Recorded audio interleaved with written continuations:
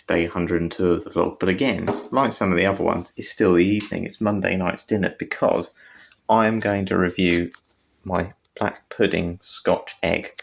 So there it is. Doesn't look like your traditional Scotch egg. I think it's got apple in it as well. It's from a shop called Turner's Pies. And if anyone watched The Apprentice, I believe the guy was called Phil Turner. And yeah, he did really well on the show. And yeah, they do amazing pies, Turner's Pies. They're award-winning ones. Anyway, I've not seen what this is like. My mum doesn't like eggs. So my brother and my dad had it the other day and they really liked it. So it's going to be my time now to taste test it. But I'm going to cut through it first and yeah, let's see what it looks like inside. Okay, don't know how to approach this, but let's cut it in half. Oh, it's firmer than I thought.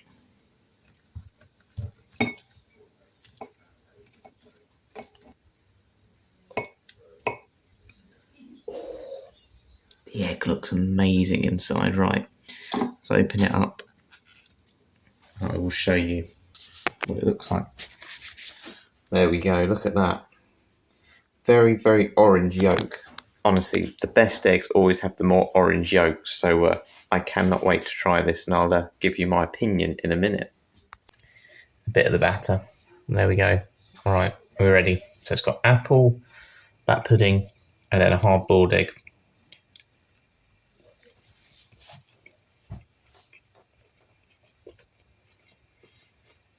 See, I've never had a Scotch egg before. Not even a normal one.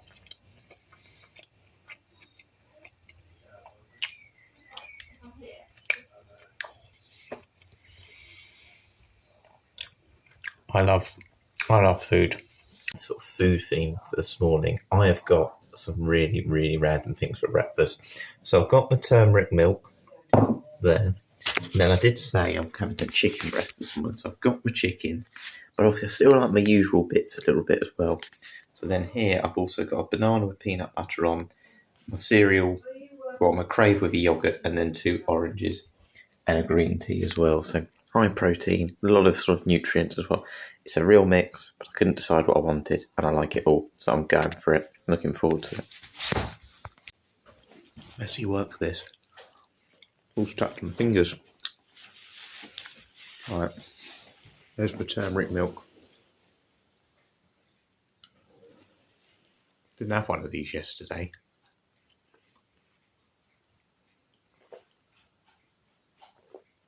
Oh, this is like heaven to me, honestly.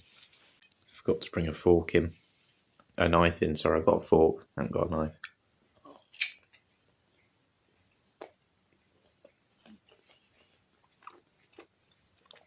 I love chicken. I don't know why it's not in full English, because everyone likes chicken, and I would definitely eat that if it was, you know, an option. Bit of a test this morning with my head torch, so I'm about to go to the gym in about sort of 45 minutes. I'm going to turn it on again, like this, and I'm just going to leave it all day and just see how long the charge is on it, and I'll charge it properly tonight, because I want to make sure it's fully charged before I go. But just to see how long it lasts, to make sure I will have enough sort of battery life if I'm out for sort of 10 hours in the dark. So I'll leave that on my desk and we'll just see how long it lasts. It's quite bright. I have to say I'm quite impressed with it. So yeah, we'll leave that there. Today we're going to look at a little bit at like equipment maintenance, or maintenance of anything really, your sports gear, whether that's clothing, your shoes, your technology that you've got with you, food, whatever. How can you make it last longer? Because actually, to be honest with you, you can go through a lot of stuff quite quickly. Now, I've done a lot about food already to start this vlog, so how about we start with food?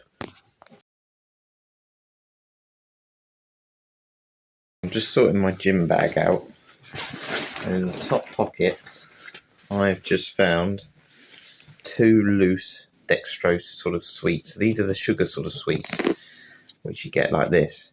Now, I need to learn my own lesson here, because what happens normally with things like this is you leave them for ages because you don't use them, and then they go pretty stale, and then if they're out exposed into the air like this, they're like, well, they're disgusting.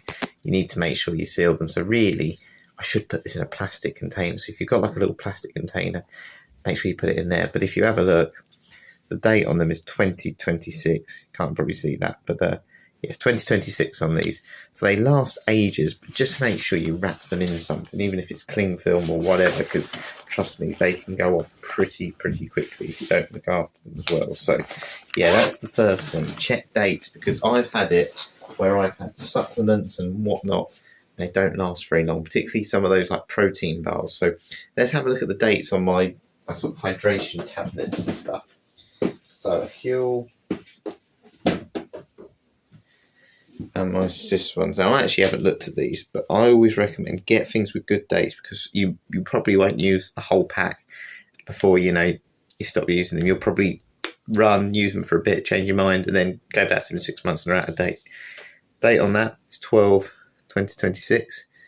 Again, it's not going to focus, but it is.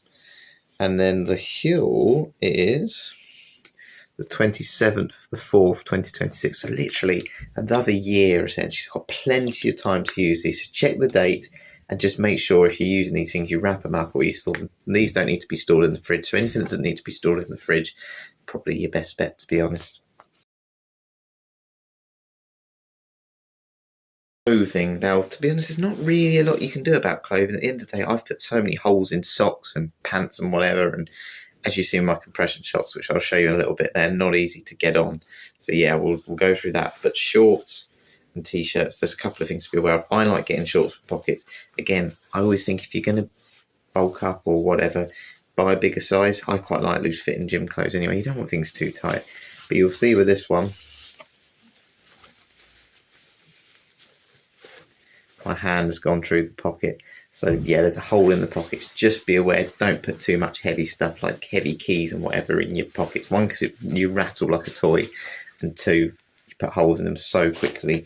And to be honest with you, I don't mind white. And again, when it's hot, it's good, but just be aware you might get yellow stains under your arms if you don't wash them enough. So I always think avoid white if you can. Just be careful of how much you put in your pockets as well. And right, I'm going to show you now how to put calf socks on properly. They are not easy to get on at all.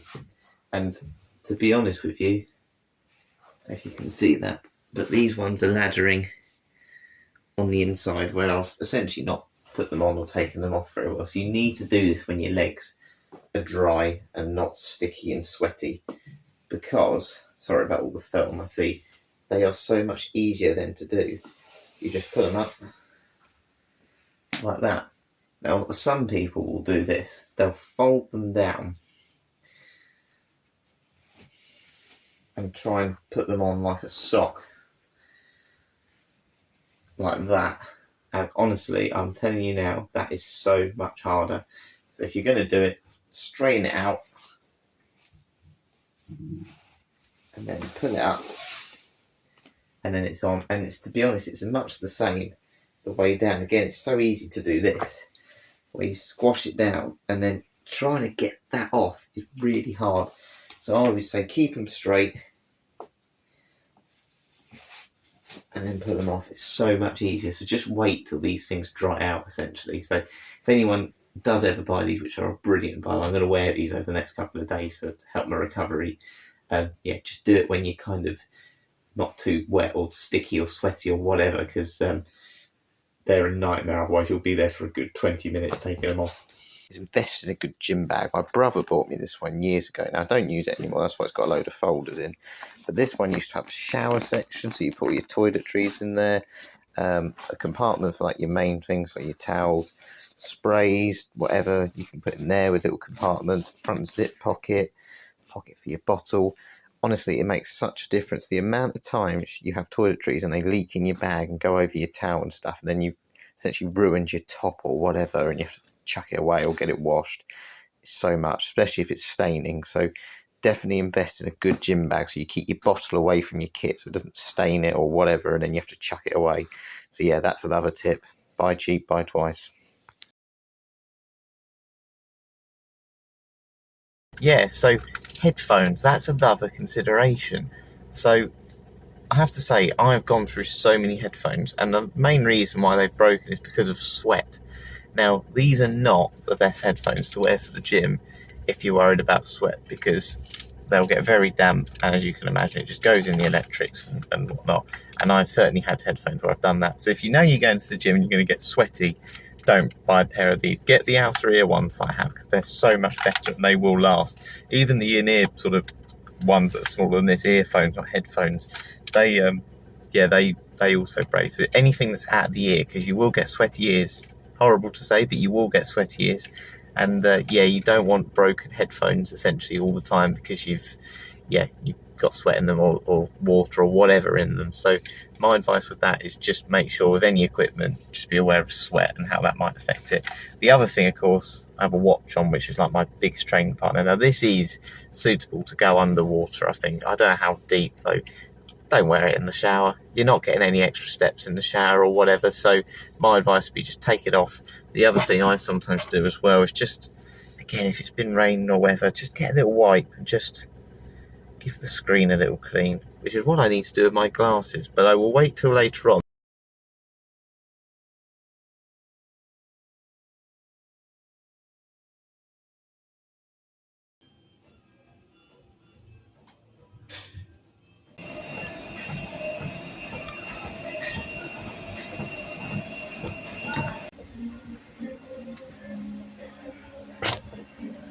Right at the gym. I haven't worn this top for ages. Got this in the Caribbean years ago, and I'm going to use it tomorrow in my vlog because I've got a couple of sort of hypotheses I want to try. So I look forward to doing that. Anyway, time to get back. I want some lunch. I'm starving. I want one of those protein bars.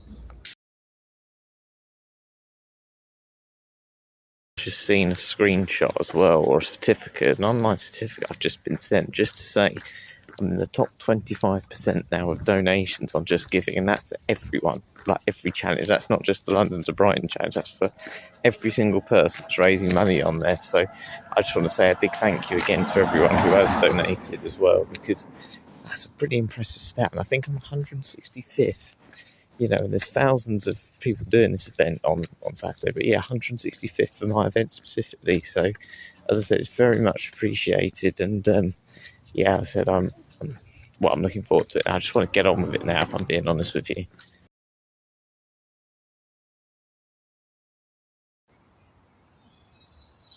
Baking out here, it is so hot, so I thought it's a good time to talk about shoes and footwear, because that's probably the most important thing you're going to want to try and keep well maintained, because it's the most expensive and it's the thing you'll use the most running. So I would probably say the first thing is I've got sweaty shoes. I've just obviously come back from the gym. Don't hair dry them. Don't put them on intense heat, radiator or whatever, because what tends to happen is they dry really quickly, but then they shrink. So the best thing to do is put them outside, leave them in natural light, and then hopefully they should dry out a little bit better. It's so warm down here, they'll dry out quickly, but it just stops them from shrinking. If not, under your garage, if it's really windy, just let the air go through, and eventually they'll dry out anyway. But the other thing, of course, you've got to be aware of, if you've also got sponges in your shoes, make sure you take them out as well and make sure they dry, because they are really wet in my shoe at the minute.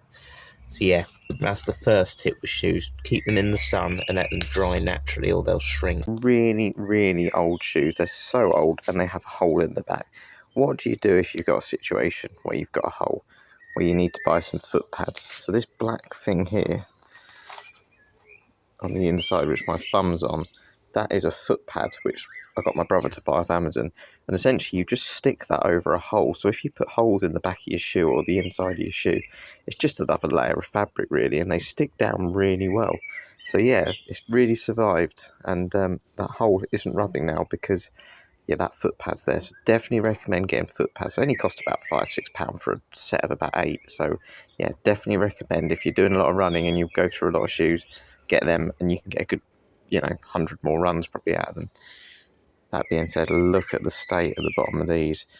Now, I don't know if these are going to really last me until the Ultra, so I'm going to try and put a foot pad on the bottom of the shoe now and just see if that helps, because I do not want that part here in the middle to start sort of completely ripping away, and then I've got no shoe on my foot. So let's hope I can put a foot pad on and it'll stay stuck down. If not, I'm sure I can use some tape. Isn't what they're for, but let's just try and stick them on the bottom and see. First of all, if they stay on when I do a walk later, and two, if they just stop stop it from making more holes. I reckon put it that way. Look at that. But that is really well stuck down. They're really sticky, these. And I'm hoping that will just stop. Again, these just need to last for a few more days. That's it. On my feet. Should we see if he eats a grape out of my hand? Let's try it. Right, go get a grape. He won't want my foot pad.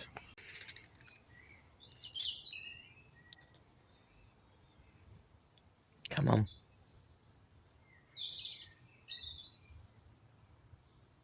I'm a bit nervous.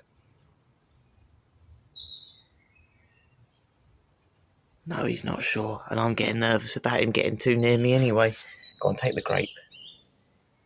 I thought when I started this vlog that these sort of things like sponges and foot pads would be so important, but yeah, 102 days in and I'm still using them. Right, now you're probably wondering, what if it is a rainy day, Harry, and I can't put my shoes out in the sun? Well, let me show you. We're going to do a test. Some of my old pink shoes, not the ones I'm wearing on the day, but I'm just going to deliberately put water on them and get them really wet, particularly at the front. It's going to definitely rain Saturday, by the way, so I'm probably expecting wet feet like this. Right, so that'll do. So I've got some wet shoes now, and I'm going to show you what you should do or what you should invest in if you're worried about drying them, but definitely don't put them on a radiator or use a hairdryer. Use this instead. This is actually my dad's, but it's a shoe dryer. So basically what you do is you lift this up and you turn it on. It's got a timer, so you can set it to however long you want them to dry your shoes for. And all you do is you basically just stick your shoes on top of it like this. I think I put them around the wrong way, but it doesn't matter. There isn't a wrong way with this, it's that good. And then turn it on, so let's set it on to drying. And let's leave it for 45 minutes. I've put it on. And all that's going to happen is the shoes are just going to dry on there like so. And it'll just dry in a proper way without shrinking them down, not too hot a heat. And yeah, we'll see how dry they are by the end. They're dripping at the moment though. Look. Dripping all over the floor. So yeah, we'll let that dry while we look at some other things that are really important. So that's your shoes done. Just make sure you get foot pads. Don't need the sponges. Foot pads are key. Let's see. Yeah, they're dry as anything, honestly. It's such a good bit of technology, this. It doesn't have to be for sport, by the way, but definitely get a foot shoe dryer. They are brilliant. Definitely recommend. Now I've got lovely dry shoes again. See, I've done plenty of vlogs on my home treadmill. Now, did you know though, you have to keep them well maintained as well, so equipment is important, and that's where this treadmill oil comes in. Now, I have never done this before, because normally what happens is I'll say to Mum, oh, I'll go do that, and then she'll go, oh, that's right, I'll do it, and then I'll just go, yeah, that's fine. So I'll kind of know Mum will do it anyway. I've never done this, so we're going to try it. I've got the instructions. I think what I've got to do is lift up like the, I don't know what you call it, the mat thing, essentially, and then put this underneath and rub it with a tissue. So we'll try and see what happens. I'm nervous about this. I'll probably break it. Spend 2 minutes wondering why it's not coming out. There's a lid on the top. Right.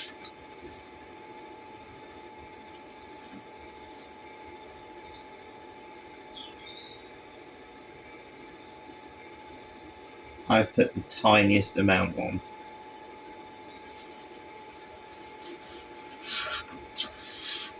I don't know if this is right.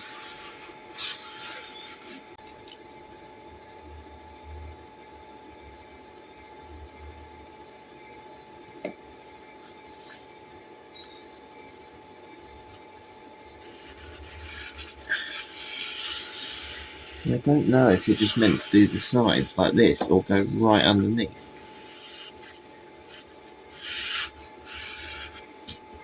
But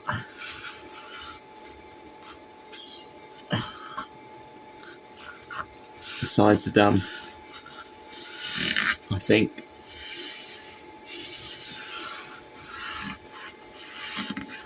Well, that was a terrible demonstration, but yeah, maintaining your treadmill if you buy one. And these are very good, by the way.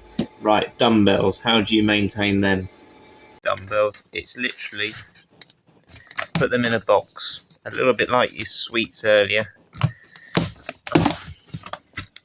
Put them in there, stops them from rusting, stops people from tripping over them, and yeah, it's just the easiest thing sometimes. You know where they are, and it's a good way of annoying mum because there's more stuff in the garage. But yeah, they are good if you want home dumbbells. It's probably the best bit of home fitness kit you can get, really, because they're just simple. You can get them for about £15. So yeah, if you want to do weights, just get some dumbbells and just put them in a box. Stops them getting dusty. How do you look after your punch bag and stuff like that? Well, of course, you just put it outside, put a bin line around it, and then an old coat. Yeah, so actually that has worked pretty well, I think. I need to use this again at some point, but yeah, it's still on there. That's the main thing. I thought bin bag would have flown off by now, but it's all good. It does look weird though, doesn't it? It's not in the textbook. Probably just buy a cover if you've got a punch bag, or just keep it inside. Or just don't buy one at all.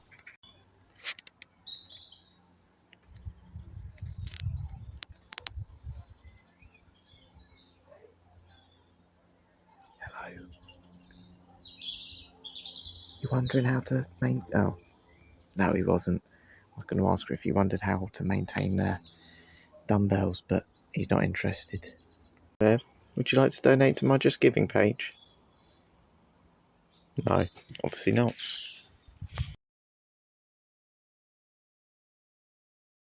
To see you now, but the last thing I wanted to do is glasses. Now, if you've got terrible eyesight like me, just get some reactor lights for exercise. Obviously, don't get ones that are too like metally because they can rust and stuff. This is like fake wood. This one. What you tend to find is one, they get really dirty, and two, sometimes the actually they're not too bad, but sometimes these legs get very, very loose with exercise. So you just need a little screwdriver, which is not that one. And I'll be honest with you, I don't know which one it is. You can buy a little glasses thing, but it is actually worth every so often just twisting, or go to Specsavers and they'll just do it for you.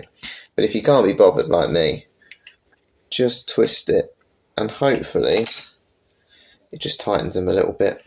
That's done nothing, but just a little tip from me, really. If you do have bad eyesight, you wear glasses and they come loose, you can do it at home, but as I said, might be best just to go to Specsavers. Don't get me to do it. That's the best advice I can recommend. I do have my foot pads stuck to the bottom of my foot.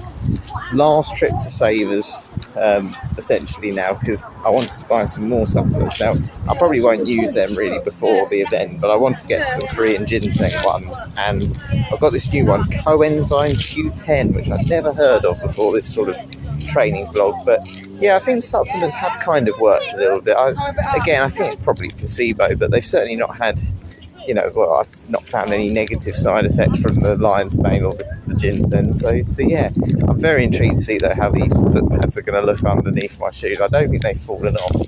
Annoyingly, the head torch, I don't know if it turned itself off, but it was off when I got back home today. So I did test it. It's still fine. It still works. So maybe it just sets itself off after a while. But yeah, it's all fine. I finished this walk and then yeah, that's kind of it for training. I'll do one little 45-minute session tomorrow, and then essentially there's going to be a case of resting up. But yeah, my hamstring feels okay. It's a little bit tight, but certainly no pain now. So that's the one good thing. It's so lovely and warm. I'll take my shoes off and have a look and see how the foot pads have coat, if they're still on there. Right, first shoe off. Sponge has come out with it. Right, here we go. Let's have a look. Well, they're still on there, but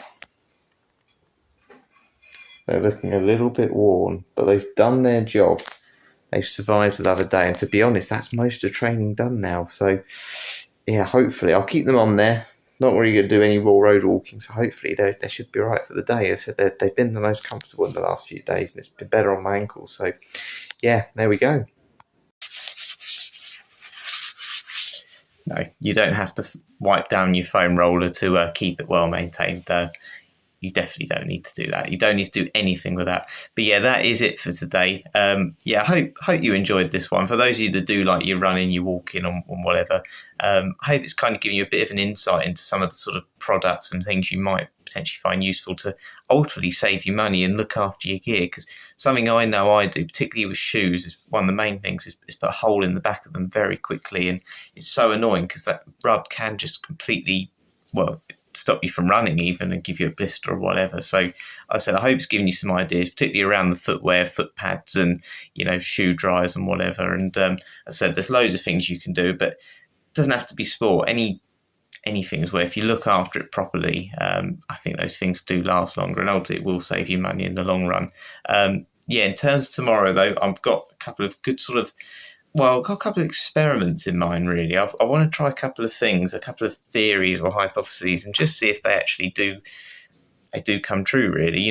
We looked at heat the other week, but I'm going to look at a little bit more sweat in detail. So one of the hypotheses is going to be around sweat, and I've got a couple of interesting sort of studies or tests to work out whether it's beneficial or not. So I hope you'll enjoy that one, but most importantly, I hope you enjoyed this one today. Training's kind of pretty much done now. I'm going to do a short gym session tomorrow, about 45 minutes, and then it's going to be kind of put my feet up, which will be hard to get used to. But thanks for watching again. Thanks for all the donations. Thanks for helping me get to the top 25% now in terms of on the Just Giving table. So I do really appreciate all the support, and hopefully you've enjoyed this one as well today. Catch you later.